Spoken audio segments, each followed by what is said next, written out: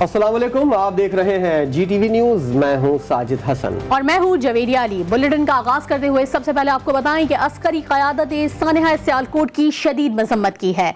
सियालकोट में मुश्तइल हुजूम ने मुबैना तौहीन मजहब का इल्जाम लगाकर श्रीलंकन शहरी प्रियांथा कुमारा को कत्ल किया था। क़यादत ने कहा कि तशद्दुद पसंदाना और दहशत गर्दाना अनासर के लिए क़तई तहम्मुल का मुजाहरा नहीं किया जाएगा।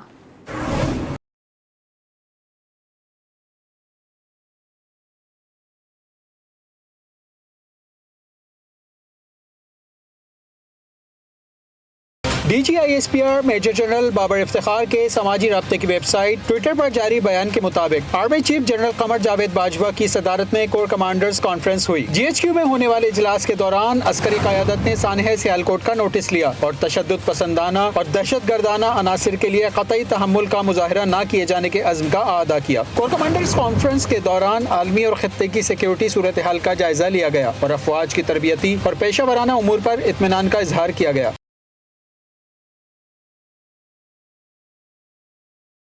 मेजर जनरल बाबर इफ्तिखार की तरफ से जारी बयान के मुताबिक सिपाही-ए-सालार ने किसी भी खतरे से बचाव के लिए मुसल्लह अफवाज को हर वक्त चौकस रहने का हुक्म दिया। इजलास के दौरान अफगानिस्तान की बिगड़ती सूरत हाल पर आर्मी चीफ ने कहा कि हमसाया मुल्क की मुसलसल हिमायत और बर वक्त आलमी इंसानी इमदाद न सिर्फ दोस्त मुल्क के अमन और खुशहाली बल्कि खित्ते के इस्तेहकाम के लिए भी जरूरी है। DGISPR के मुताबिक आर्मी चीफ ने फौज में जारी तरबियती सरगर्मियों पर इजहार इत्मीनान करते हुए कहा कि टेक्नोलॉजी पर मुनहसर मुस्तकबिल की जंगों के लिए तैयार रहना अजहद जरूरी है।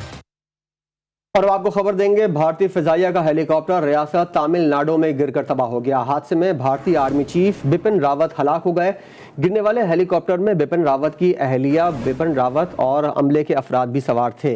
भारतीय सरकारी टेलीविजन और भारतीय फिजाइया ने हादसे में 13 अफराद की हलाकत की तस्दीक की है।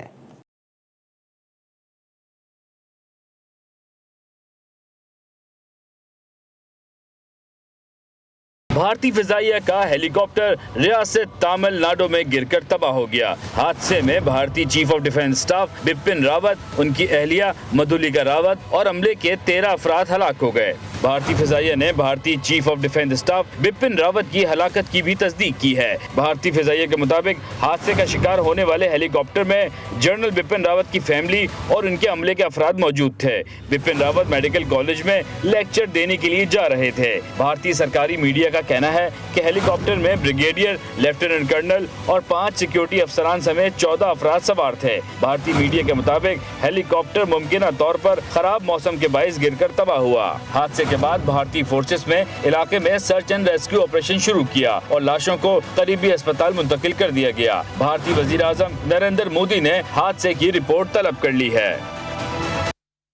भारतीय chief of defence staff general Bipin Rawat की हेलीकॉप्टर हादसे में हलाकत के बाद chairman joint chiefs of staff committee, army chief, air chief और नेवल चीफ ने अफसोस का इजहार किया है। ISPR के director general major general Babar Iftikhar की तरफ से समाजी राब्ते की वेबसाइट ट्विटर पर बयान में बताया गया है कि chairman joint chiefs of staff committee general Nadeem Raza और army chief general Qamar Javed Bajwa ने तमिलनाडु में हेलीकॉप्टर हादसे का शिकार होने वाले भारतीय chief of defence staff general Bipin Rawat और उनकी अहलिया की हलाकत पर अफसोस का इजहार किया है। दूसरी तरफ सरबराह पाक फिजाइया ज़हीर अहमद बाबर सिद्धू ने भी जनरल बिपिन रावत और 12 दीगर अमले के अरकान की हलाकत पर ताज़ियत का इजहार किया। सर्दियों के बाद महंगाई में कमी आएगी और अब भी कहता हूं कि पाकिस्तान दुनिया में सस्ता तरीन मुल्क है। वज़ीर आज़म इमरान खान ने पेशावर में तकरीर से खिताब के दौरान कहा, हमारा नज़्बुल ऐन और मंशूर पाकिस्तान को फलाही इस्लामी रियासत बनाना है।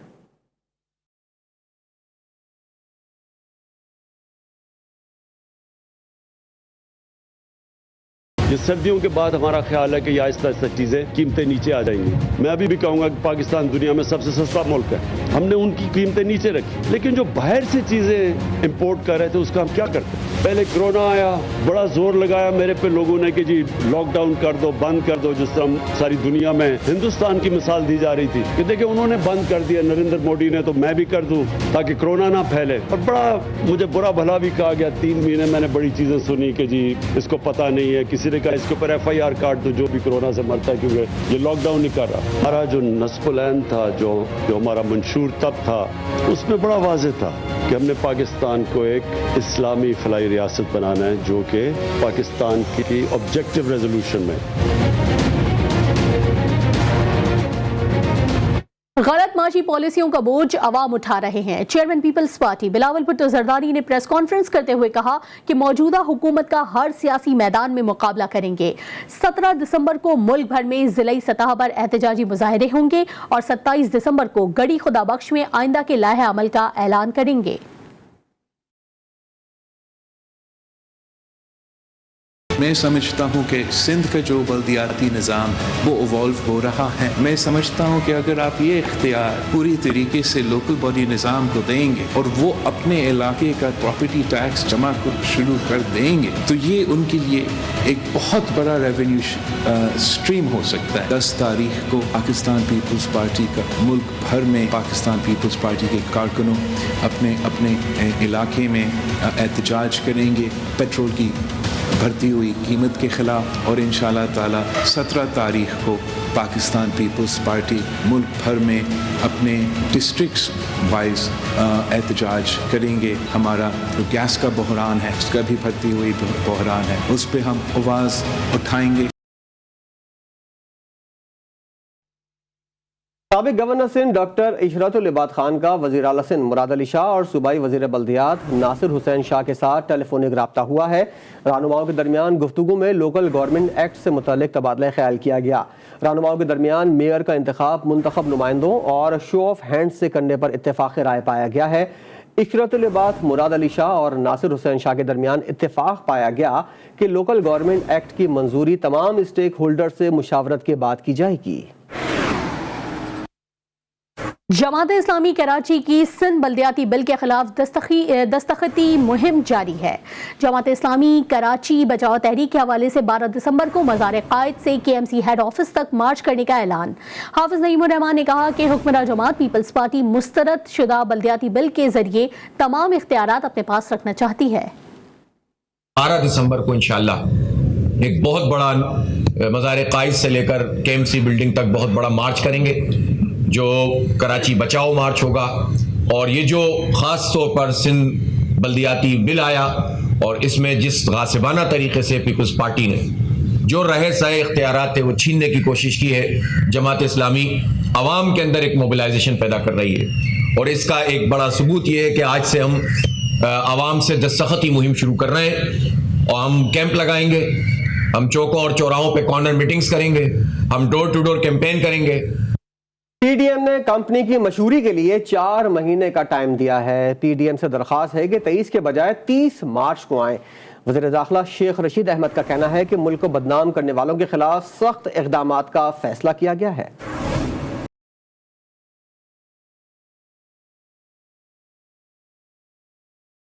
PDM से दरखास्त करना चाहता हूं कि आप 23 मार्च की बजाय 30 मार्च को आएं। अगर आपने कानून को हाथ में नहीं लिया, हम कानून को हाथ में नहीं लेंगे। मैं चैलेंज करता हूं, ये कंपनी की मशहूरी के लिए इन्होंने 4 महीने का टाइम दिया है। अब हमें नेशनल एक्शन प्रोग्राम प्लान पे जोर देना है, जो हमारे मुल्क की बदनामी का दुनिया में बायस बन रहे हैं, जो दुनिया में हमारी जग हसाई हो रही है। इन तमाम लोगों पर सख्ती से हाथ डाला जाए। तोरखम बॉर्डर से 18,000 लोग यहाँ से बैरून मुल्क गए हैं। 100 दिन के अंदर ई पासपोर्ट पाकिस्तान का एशिया में पहला ई पासपोर्ट जो है वो शुरू हो जाए और ई पासपोर्ट जो है अगले साल की इब्तदा में ही लोगों को मिल सके। राना शमीम को हमने इसको PNIL में डाला है, कहीं ये भाग ना जाए। और बाकी ECL के लिए मीटिंग होगी जिसमें ये फैसला किया जाएगा।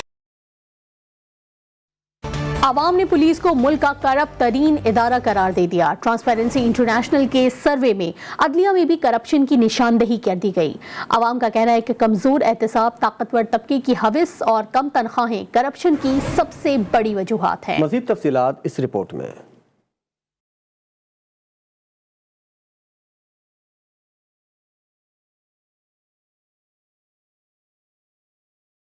ट्रांसपेरेंसी इंटरनेशनल ने मुल्क भर में करप्शन परसेप्शन सर्वे 2021 जारी कर दिया। पाकिस्तानी अवाम ने पुलिस को मुल्क का सबसे बड़ा करप्ट तरीन इदारा करार दिया है, जबकि अदलिया को करप्शन में दूसरे नंबर पर जगह। सर्वे में मुल्क में करप्शन, महंगाई और बेरोजगारी की बड़ी वजूहात के बारे में पाकिस्तानी अवाम की राय तलब की गई थी। सर्वे रिपोर्ट के मुताबिक अवाम का कहना है कि कमजोर एहतिसाब, ताकतवर तबके की हविस और कम तनख्वाहें करप्शन की सबसे बड़ी वजूहात हैं, जबकि हुकूमती नाअहली, करप्शन, सियासतदानों की कार्य सरकार में मुदाखलत और पॉलिसियों पर अदम अमल की वजह से महंगाई में इजाफा हुआ। सर्वे रिपोर्ट के मुताबिक 16.6% शहरियों की राय है कि पॉलिसियों पर अमल न होने की वजह से महंगाई और करप्शन में इजाफा हुआ। 51.9 लोगों का कहना है कि करप्शन की अहम वजह कमजोर एहतिसाब है। 29.3% लोगों की राय है कि ताकतवर तबके की हविस की वजह से करप्शन है, जबकि 18.8% लोगों ने करप्शन की अहम वजह कम उजरत को करार दिया। सर्वे रिपोर्ट के मुताबिक 92.9% पाकिस्तानियों की राय में सबसे ज्यादा महंगाई तहरीक इंसाफ के दौर में हुई। 85% अफराद का कहना था कि पिछले 3 साल में उनकी आमदनी में कमी आई। पाकिस्तान के मुआशी अड्डे पूरी दुनिया के लिए खुले हैं। गवादर में कोई चीनी फौजी अड्डा नहीं, बल्कि वहाँ इकनॉमिक बेसिस हैं, जिसकी पेशकश हमने अमेरिका, रूस और मशरिक़ वस्ता को भी की है।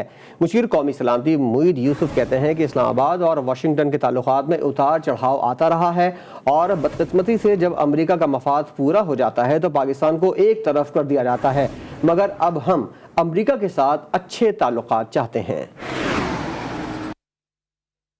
सुप्रीम कोर्ट का जिला अदलिया के जजेस के खिलाफ फैसलों में ऑब्जर्वेशंस पर बड़ा हुक्म।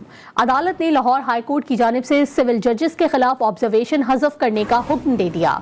रिमार्क्स दिए कि कहा जाता है कि जो जज गलती ना करे वो अभी पैदा ही नहीं हुआ। अपील सुनने वाले जजेस को जहन में रखना चाहिए कि गलती कोई भी कर सकता है। सुप्रीम कोर्ट ने कहा कि मातहत अदलिया के फैसले करने वाले जजेस पर ऑब्जर्वेशन अदलिया की आज़ादी के खिलाफ है। सिविल जजेस को आला अदलिया का तलब करके झाड़ पिलाना आवाम का इदारे से यकीन कम करने के मुतरादिफ है। फैसले देने वाले जज की अपील में तलबी से उनके एतमाद को ठेस पहुंचेगी। इस्लामाबाद के तालीमी इदारों में हड़ताल खत्म हो गई। तालीमी सरगर्मियां कल से बहाल हो जाएंगी। वजारत तालीम ने 33 मॉडल कॉलेजेस को वफाकी निज़ामत तालीमात से निकालने का नोटिफिकेशन वापस ले लिया। बल्दियाती ऑर्डिनेंस से कबल वजारत तालीम ने 33 मॉडल कॉलेजेस को फेडरल कॉलेज ऑफ एजुकेशन के मातहत कर दिया था। ज्वाइंट एक्शन कमेटी ने वफाकी सरकारी तालीमी इदारों में जारी हड़ताल खत्म करने का ऐलान कर दिया। मेयर के तहत तालीमी इदारों की मुंतकली के खात्मे पर एहतजाज जारी रहेगा। सियालकोट में श्रीलंकन फैक्ट्री मैनेजर के कत्ल केस में पुलिस के ताबड़तोड़ छापे। पुलिस ने वाकये में मुलविस मजीद 8 मरकजी मुल्जमान को गिरफ्तार कर लिया। गिरफ्तार मुल्जमान में लाश की बेहुरमती करने वाला जाकिर सलमान भी शामिल है। वीडियोस की मदद से मजीद 40 अफराद की मुल्जमान की हैसियत से शनाख्त हो गई है। तफसीलात इस रिपोर्ट में।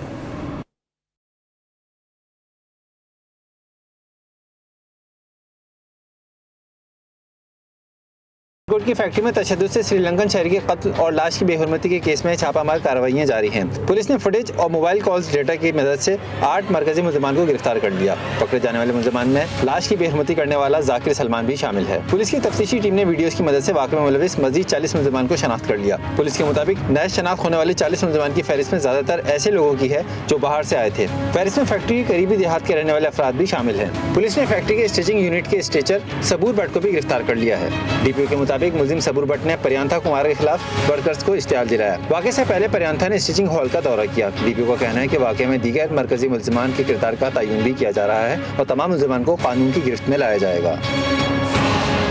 फैसलाबाद में खवातीन पर तशद्दुद और नाजेबा वीडियो वायरल करने वाले मुल्जिमान को अदालत में पेश न किया जा सका। इन्वेस्टिगेशन इंचार्ज ने 14 दिन के रिमांड की इस्तदा की। इलाका मजिस्ट्रेट ने 3 दिन का रिमांड मंजूर कर लिया। पुलिस ने सिक्योरिटी और मीडिया का बहाना बनाकर मुल्जिमान को अदालत में पेश नहीं किया, जबकि कानून के मुताबिक मुल्जिमान की गिरफ्तारी के बाद 24 घंटों में मुल्जिमान को अदालत में पेश करना होता है। और सईद अनवर ये 3 मुल्जमान की बेलें मैंने दायर की थी। ये हमारी फाइल मुकम्मल कंप्लीट है। हमारा वकालत का और ये वो FIR है जिसमें हमने अंडरलाइन की है इस पूरे मुकदमे के दौरान। लेकिन हुआ ये है कि आज 4:07 तक हम कोर्ट में बैठे रहे हैं। जज साहब ने कहा कि जनाब कोर्ट का टाइम ऑफ हो गया है, तो मुझे कोई डायरेक्शन नहीं है, ये तो मैं जा रहा हूँ। अब 24 आवर्स के अंदर ये लीगली तौर पर मुल्जमान को पेश करना ये कानून के जिम्मे में आता है। ये जो है SHO और जो IO है वो ड्यूटी बाउंड है, तो उसने इनको 24 आवर्स के अंदर पेश करना है। खबर है बलूचिस्तान से, जिसके शहर पंजगोर से 5 अफराद की लाशें मिली हैं। लेवीज हुकाम के मुताबिक पंजगोर के इलाके हाने तल में जांबहक होने वाले अफराद के जिस्म पर गोलियों के निशानात हैं, जबकि दूसरी जानिब पंजाब में बहावल नगर के इलाके थाना डोंगा बोंगा में 2 ग्रुपों में तसादुम के दौरान कुल्हाड़ियों के वार से एक नौजवान कत्ल जबकि उसके 2 भाई जख्मी हो गए। Opposition leader Sindh assembly Haleem Adil Sheikh ने अरसलान महसूद के कत्ल की मजम्मत करते हुए कहा है कि DIG नासिर आफ्ताब पठान वाक़े में मुलव्विस SHO की गिरफ्तारी से मुतालिक मुसलसल झूठ बोलकर जान छुड़ाने की कोशिश कर रहे हैं, जबकि बासर अफसरान आजम गोपांग को बचाने की कोशिश कर रहे हैं। इस हवाले से देखिए अली रजा की रिपोर्ट।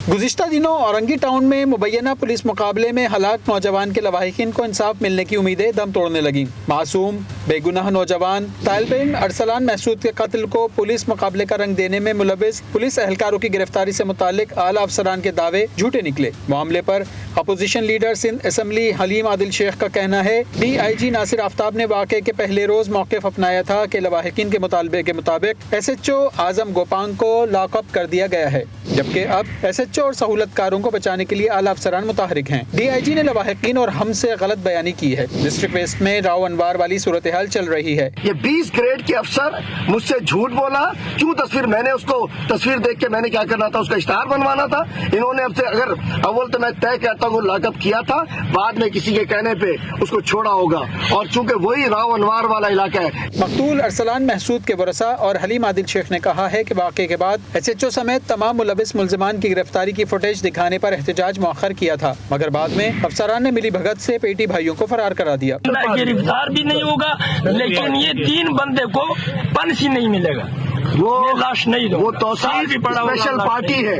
अब वो किसकी है पता चलाएगा, SHO की है, SSP की है, DIG की है, वो स्पेशल पार्टी के लोग हैं। जब DIG इतना बड़ा झूठ बोल सकता है, इतना बड़ा फ्रॉड कर सकता है, हम इंशाल्लाह हमारे साथ हैं, और अब तो तय हो गया कि पुलिस सारी इसमें शामिल है। बिल्कुल कोई तारीफ नहीं करेंगे किसी। अहले खाना को आजम गोपांग की पुलिस लॉकअप की भेजी गई तस्वीर जी न्यूज ने हासिल कर ली है, मगर अब आजम गोपांग मफरूर हैं। Welcome back. खेल के मैदान से अच्छी खबर यह है कि T20 में फतह के बाद कौमी टीम टेस्ट सीरीज में भी फतहयाब। शाहीनों ने टाइगर्स पर ऐसे पंजे गाड़े के मेजबान टीम के लिए गिरफ्त से निकलना ही मुश्किल हो गया।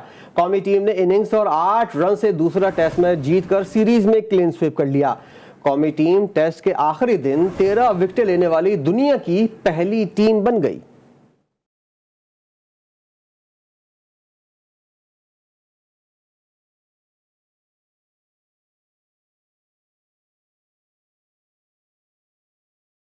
ढाका में खेले गए दूसरे टेस्ट मैच में कौमी टीम ने बांग्लादेश को 1 इनिंग्स और 8 रन से शिकस्त दे दी। फॉलो ऑन होने के बाद बांग्लादेश की इब्तिदाई 4 विकेटें 25 रन पर गिर गयीं। Oh, that came back sharply. That was quick. That's exactly what I want to see. Gone. Shot. इसके बाद मुशफ़िकुर रहीम ने लिटन दास और शकीबुल हसन के साथ मिलकर इनिंग को कुछ सहारा दिया। कप्तान मुशफ़िकुर रहीम और लिटन दास के माबैन 73 रन, जबकि मुशफ़िकुर रहीम और शकीबुल हसन के माबैन 49 रन की अहम शराकतदारी कायम हुई।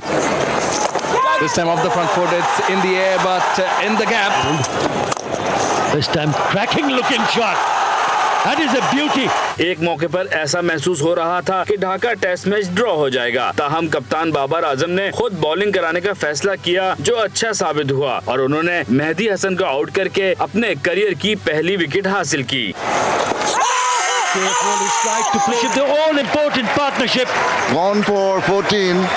पाकिस्तान की जानिब से स्पिनर साजिद खान ने दूसरी इनिंग में 4 जबकि मैच में 12 विकेटें हासिल की और उन्हें मैन ऑफ द मैच का एजाज दिया गया। कौमी टीम ने इनिंग्स और 8 रन से दूसरा टेस्ट जीतकर सीरीज में क्लीन स्वीप कर लिया।